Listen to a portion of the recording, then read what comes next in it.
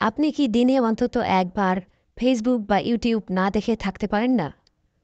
না পারলে ভয় পাবেন না, আপনি একা না।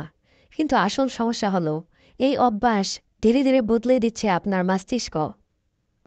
আমরা যখন সোশ্যাল মিডিয়াতে স্ক্রল করি, আমাদের মস্তিষ্ক ডোপামিন নিঃসরণ করে, যেটা এক ধরনের রিওয়ার্ড কেমিক্যাল। এটাই আমাদের বারবার ফোন তুলতে বাধ্য করে। আমরা ব্যস্ত জীবনের আনন্দের চেয়ে সোশ্যাল নোটিফিকেশনের আনন্দে বেশি অভ্যস্ত হয়ে যাচ্ছি। সোশ্যাল মিডিয়ার কন্টেন্ট এত ছোট ছোট ও ঝাঁঝালো হয় যে আমাদের ব্রেইন দীর্ঘ সময় কোনো কিছুতেই মনোযোগ দিতে পারে না। এর ফলে কমে যাচ্ছে পড়ালেখা বা কাজের দক্ষতা। বাংলাদেশ ও ভারতের কয়েকজন স্টুডেন্ট ও প্রফেশনালদের অভিজ্ঞতা তুলে ধরা, যারা সোশ্যাল মিডিয়ার কারণে পড়াশোনা ও ক্যারিয়ারে পিছিয়ে পড়েছে।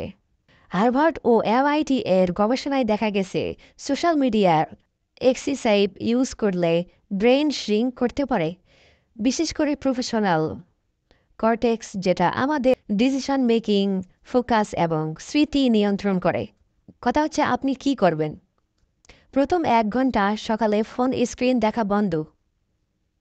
ফোকাস বাড়ানোর জন্য প্রোমোড্রোন টেকনিক, সামাজিক মিটিং বাড়ানো, social media app time limit. আপনি এই ভিডিও দেখছেন, এর মানে আপনি সচেতন হতে চাইছেন। তাই এখনই নিজের জন্য সময় নিন, নিজের ব্রেইন রক্ষা করুন।